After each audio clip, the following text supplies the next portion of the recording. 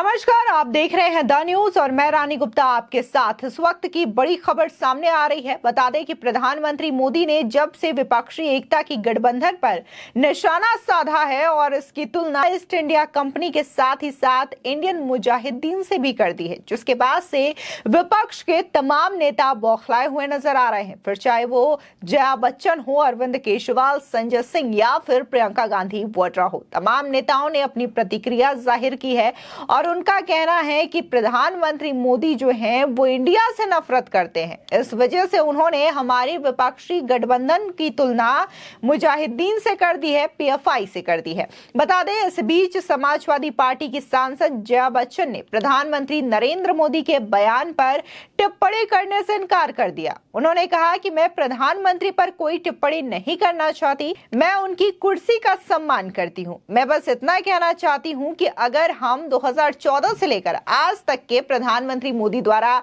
दिए गए सभी बयानों की तुलना करें तो सब कुछ स्पष्ट हो जाएगा। सुनिए क्या कह रही हैं जया बच्चन। इंडिया लिखा हुआ है, इसका मतलब यह नहीं हुआ कि ये लोग भोले भाले लोगों को ठगने का काम कर रहे हैं। अब ये इसके ऊपर देखिए, उनके ऊपर मैं कोई कमेंट नहीं करूंगी। इस देश के प्रधान है, मैं उस कुर्सी की इज्जत करती हूं।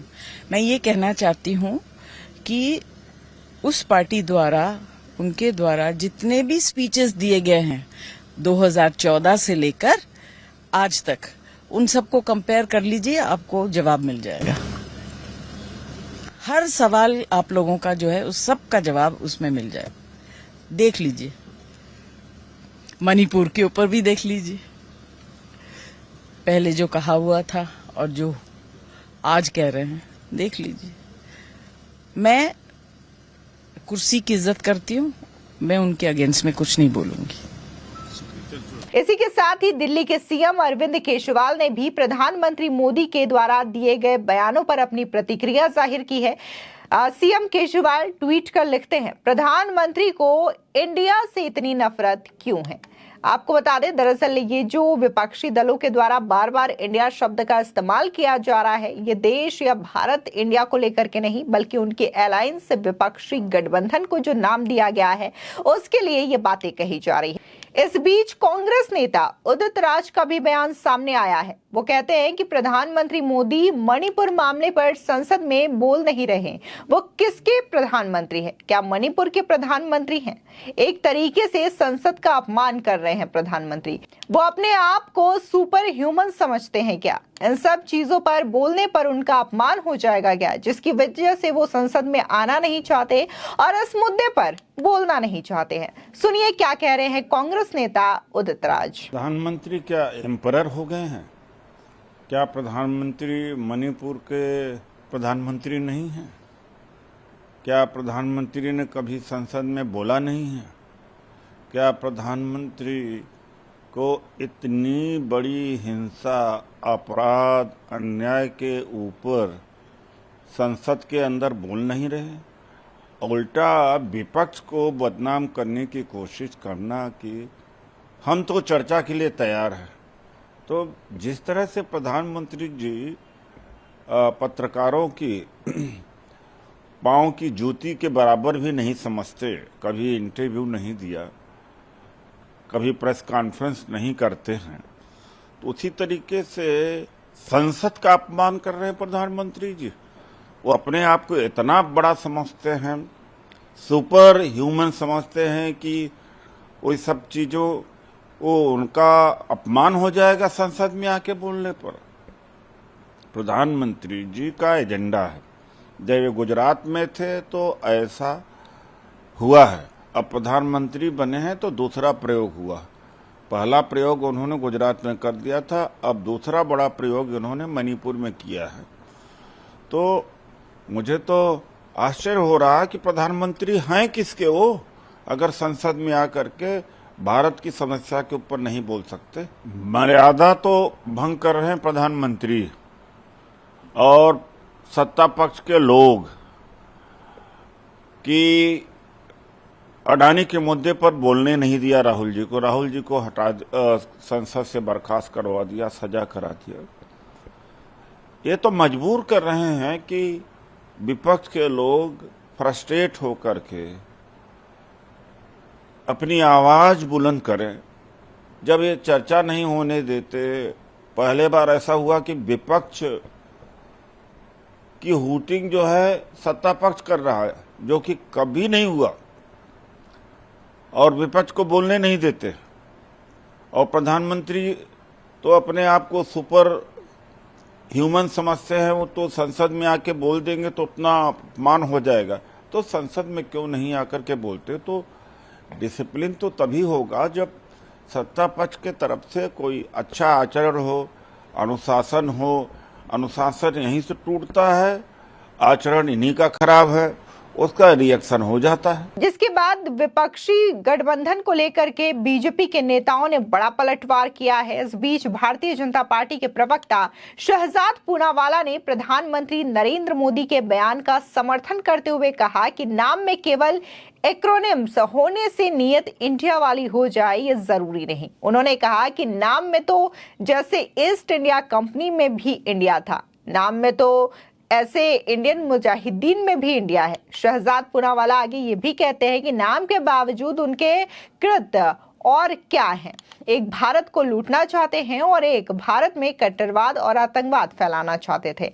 और इसी के साथ ही और भी बातें उन्होंने कही है। सुनिए शहजाद पूनावाला किस तरीके से विपक्षी एकता गठबंधन पर निशाना साध रहे हैं। नाम में केवल एक्रोनिम I.N.D.I.A होने से नियत इंडिया वाली हो जाती, ये ज़रूरी नहीं है।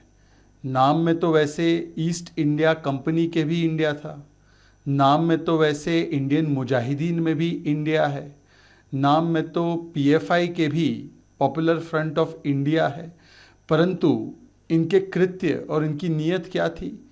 एक की थी कि वो भारत को लूटना चाहती थी और दूसरे की थी वो भारत में कट्टरवाद और आतंकवाद फैलाना चाहती थी।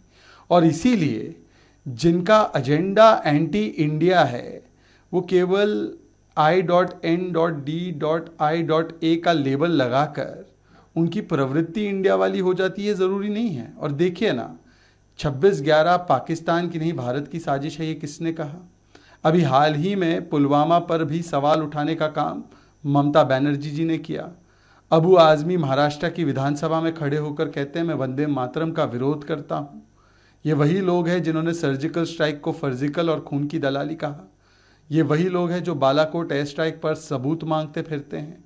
ये वही लोग हैं जो सेना के मनोबल पर लगातार चोट करते हैं। ये वही लोग हैं जो विदेशी धरती पर जाकर भारत में हस्तक्षेप की मांग करते हैं, भारत की संप्रभुता पर हमला बोलते हैं। तो इसीलिए केवल नाम में एक एक्रोनिम लगाने से नियत इंडिया वाली हो जाए, ये बिल्कुल ज़रूरी नहीं। और इसका परिचय बार बार इन विपक्षी पार्टियों ने लगातार दिया है। इस बीच भारतीय जनता पार्टी के लीडर और लोकसभा सांसद रवि किशन ने कहा कि भारतीय जनता पार्टी की तरफ से बार बार विपक्षी पार्टियों को कहा गया है कि आइए बात करिए, मणिपुर पर चर्चा करिए। लोकसभा के अध्यक्ष जी ने भी चर्चा करने के लिए कहा, लेकिन वो चर्चा करने को तैयार ही नहीं है।